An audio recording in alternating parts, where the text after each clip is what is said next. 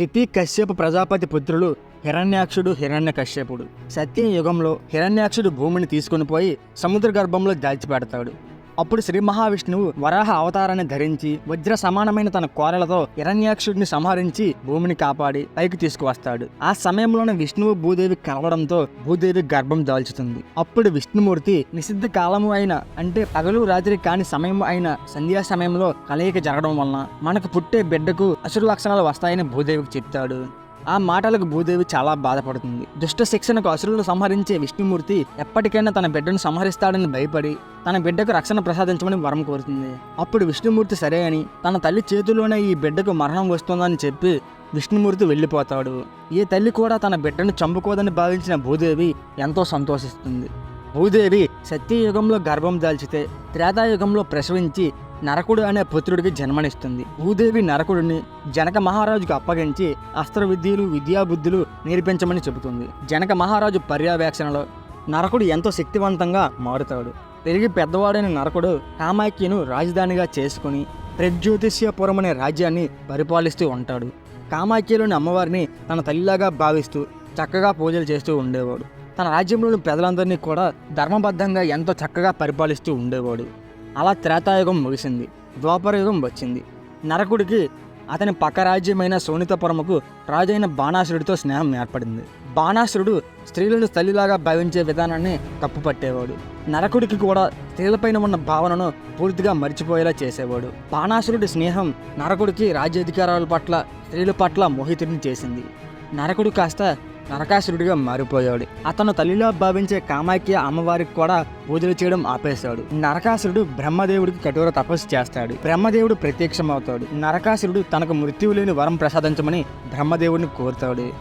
అప్పుడు బ్రహ్మదేవుడు మృత్యువు లేని వరం ఇవ్వడం సాధ్యం కాదు, ఎవరికైనా మృత్యువు తప్పదంటూ ఇంకేమైనా వరం కోరుకోమని నరకాసురుడితో చెప్తాడు.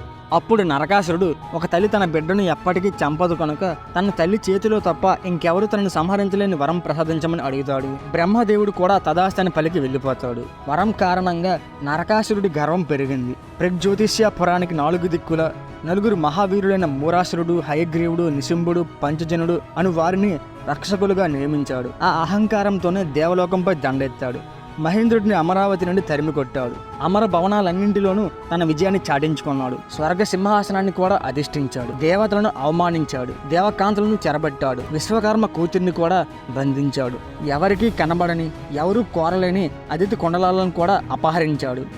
వరుణ ఛాత్రాన్ని వశపరుచుకున్నాడు. మణిపర్వతాన్ని స్వాధీనం చేసుకున్నాడు. తనని తానే లోక కంఠేశ్వరుడిగా ప్రకటించుకున్నాడు. 14 లోకాలలోనూ విశిష్టమైంది ఏది ఉన్నా అది తనకు దత్తం కావాలని తన దానవ సైన్యానికి ఆదేశించాడు. నరకాసురుడి ఆజ్ఞ మేరకు అతని భటులు 16,000 మంది గంధర్వ కన్యలను 1,00,000 మంది యక్షకాంతులను బంధించి తీసుకువచ్చారు. నరకాసురుడు బద్రీవనంలో యజ్ఞయాగాలు చేస్తున్న మునుల దగ్గరికి వెళ్ళి ఇకపైన మీరు నిర్వహించే యజ్ఞయాగాలు నా పేరు మీద జరగాలని నరకాసురుడు ఆదేశించాడు. కానీ అక్కడ యజ్ఞాలు చేస్తున్న మునులు ఎవరూ కూడా నరకాసురుడిని పట్టించుకోరు. అంతేకాకుండా నరకాసురుడి మాటలకు అతన్ని హేళన చేస్తూ ఉంటారు. దానికి ఆగ్రహం తెచ్చుకున్న నరకాసురుడు వారి యజ్ఞశాలలను తగలబెట్టాడు. అక్కడ ఉన్న యజ్ఞ కొండాలను నాశనం చేశాడు. అన్నరాశులను అపవిత్రం చేశాడు. మునుల భార్యలను కూడా అమితంగా అవమానపరిచాడు. కోపం చల్లారకపోవడంతో రాజ్యంలోని ప్రజలను కూడా ఎంతో క్షోభకు గురి చేశాడు. అదంతా చూసిన వశిష్ఠ, వాసుదేవ, కపిల, కశ్యప, ధౌమ్య, భరద్వాజ మహర్షులు ద్వారకావతికి వెళ్లి శ్రీకృష్ణుడి దర్శనం చేసుకుని నరకాసురుడి అరాచకాలను అతని రాక్షసత్వం గురించి చెప్పి అతని భార్య నుండి రక్షించాలని మహర్షులు అందరూ కూడా శ్రీకృష్ణుడిని వేడుకున్నారు. కొందరు దేవతలతో కలిసి మహేంద్రుడు కూడా శ్రీకృష్ణుడి దగ్గరికి వచ్చాడు. నరకాసురుడి కారణంగా దేవతలు పడ్డ అవమానాలు, నరకాసురుడు అపహరించిన 16,000 మంది గంధర్వ కన్యలను, మరెందరో కాంతలకు విముక్తి కల్పించమని శ్రీకృష్ణుడిని వేడుకుంటారు. ఆ మాటలు విన్న శ్రీకృష్ణుడు నరక సంహారానికి సమరశంఖం పూరించాడు. శ్రీకృష్ణుడు గరుడు వాహనంపై నరకాసురుడితో యుద్ధానికి బయలుదేరుతాడు. అది గమనించిన సత్యభామ శ్రీకృష్ణుడి దగ్గరకు వచ్చి తను కూడా తనతో యుద్ధం చూడడానికి వస్తానని చెప్తుంది. ఇక్కడ శ్రీకృష్ణుడికి భూదేవి ద్వాపరయుగంలో సత్యభామగా జన్మించిందని తెలుసు. కానీ సత్యభామకు తన గత జన్మ గురించిన విషయాలు ఏమీ తెలియవు. సత్యభామ సమర రంగంలో ప్రవేశించాలనుకోవడం హాస్యాస్పదమని, ఆ ప్రయత్నం విరమించుకోవాల్సిందని శ్రీకృష్ణుడు సత్యభామతో చెప్తాడు. సమరభూమి మహాభయంకరంగా ఉంటుందని కూడా చెప్తాడు. కానీ సత్యభామ తన నిర్ణయం మార్చుకోలేదు. దానితో శ్రీకృష్ణుడు సత్యభామ సమేతంగా గరుడు వాహనంపై ప్రజ్యోతిష్యపురానికి చేరుకున్నాడు. అక్కడి రాక్షస భవనాలను, రాక్షస ఆయుధాలను తన కౌముదితో పిండి చేస్తున్నాడు. అక్కడ రాక్షస స్థావరాలను తన సుదర్శన చక్రంతో నాశనం చేస్తున్నాడు. తన ఖడ్గంతో ద్వారపాలకుడిగా ఉన్న మొరాసురుడి మాయాజాలాన్ని తొలగించాడు. పాంచజన్యాన్ని పూరించి కోటలను కూల్చివేశాడు. శ్రీకృష్ణుడు చేస్తున్న విధ్వంసానికి మొరాసురుడి గుండెల్లో భయం పుట్టుకుంది. ఆ భయంతోనే మొరాసురుడు తన త్రిశూలంతో బయటకు వచ్చి శ్రీకృష్ణుడితో యుద్ధం చేశాడు. శ్రీకృష్ణుడు మొరాసురుడి త్రిశూలాన్ని తన 2 బాణాలతో 3 ముక్కలుగా చేశాడు. సుదర్శన చక్రంతో మొరాసురుడి శిరస్సును ఖండించాడు. మొరాసురుడి మరణం తెలుసుకున్న అతని కుమారుడు తామ్రుడు, అంతరిక్షుడు, శ్రవణుడు, బాసుడు, బసుడు, నభస్వంతుడు, అరుణుడు అనేవారు శ్రీకృష్ణుని ఎదిరించారు. వారిని కూడా శ్రీకృష్ణుడు తక్కువ సమయంలోనే సంహరించి యమలోకానికి పంపించాడు. తన వారు అలా కుప్ప కూలిపోవడం తెలుసుకున్న నరకాసురుడు చాలా కోపంతో రగిలిపోతూ ఉంటాడు. నరకాసురుడు ఐరావత కులానికి చెందిన తన గజాయుధంతో సమర రంగంలో ఉన్న శ్రీకృష్ణుడితో యుద్ధానికి దిగాడు. శ్రీకృష్ణుడు తన బాణాలతో నరకాసురుడిపై దాడి చేశాడు.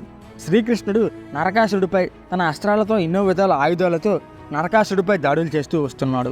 నరకాసురుడికి ఉన్న వరం గురించి తెలిసిన శ్రీకృష్ణుడు అతని మరణం తన తల్లి చేతుల్లోనే ఉందని, నరకాసురుడి తల్లి భూదేవి సతీభామగా జన్మించిందని, సతీభామే నరకాసురుడిని సంహరించాలని భావించి నరకాసురుడు వేసిన బాణానికి శ్రీకృష్ణుడు మోర్చపోయేలా నటిస్తాడు. శ్రీకృష్ణుడు మోర్చపోవడం చూసిన సతీభామకి నరకాసురుడిని చూడగానే తీవ్రమైన రోషం ప్రజ్వలిస్తుంది. నరకాసురుడిని సంహరించాలని కోరిక పడుతుంది. సత్యభామను ఆ విధంగా చూసిన శ్రీకృష్ణుడు తన విల్లును సత్యభామకు అందిస్తాడు. శ్రీకృష్ణుడు అందించిన విల్లును అందుకోగానే సత్యభామ అపూర్వ తేజస్సుతో ప్రకాశిస్తుంది. వీర, శృంగార, భయ, రౌద్ర రసాలన్నీ ఆమెలో చేరుతాయి. సత్యభామ చేసిన ఘోర సమరంలో నరకాసురుడి సైన్యం అమితంగా నష్టపోయింది.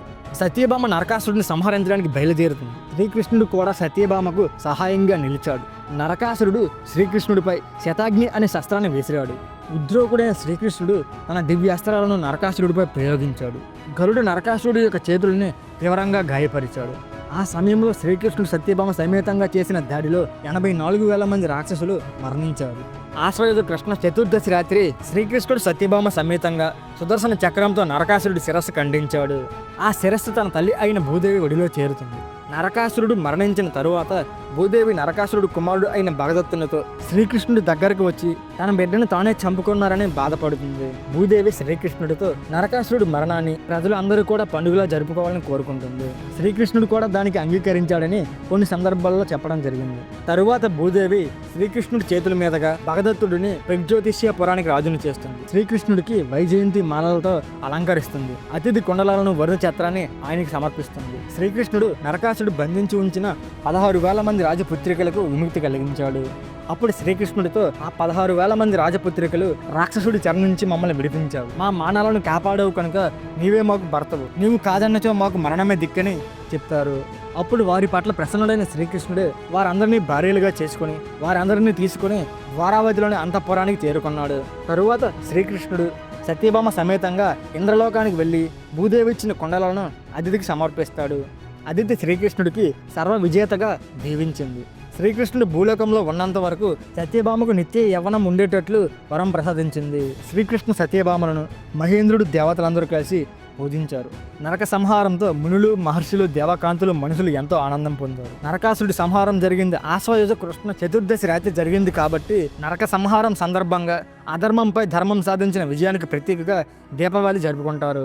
ఇదే రోజున సీతారాముల వారు కూడా రావణ సంహారం తర్వాత అరణ్యవాసం పూర్తయి అయోధ్యకు వచ్చిన రోజుగా కూడా నార్త్ ఇండియాలో దీపావళిని జరుపుకుంటూ ఉంటారు. ఫ్రెండ్స్, నరకాసురుడు పుట్టుకతోనే చెడ్డవాడు కాదు. దేవుడికి పుట్టినవాడైనా సరే చెడుతో స్నేహం చేసి అధర్మం వైపు నడిస్తే నాశనం తప్పదని చెప్పడానికి నరకాసురుడి స్టోరీ ఒక నిదర్శనం. అధర్మం వైపు నడుస్తూ తప్పుడు పనులు చేసేవాడు కొడుకైనా సరే సంహారం జరగాల్సిందే. ఈ వీడియో మీకు నచ్చినట్లయితే డెఫినెట్గా ప్లీజ్ లైక్ అండ్ సబ్స్క్రైబ్ చేయండి. ఇలాంటి మంచి వీడియోస్ కోసం మన ఛానల్ని సబ్స్క్రైబ్ చేసుకోండి. అలాగే బెల్ నోటిఫికేషన్ని ఆన్లో పెట్టుకోండి. మళ్ళీ నెక్స్ట్ వీడియోతో మళ్ళీ కలుద్దాం.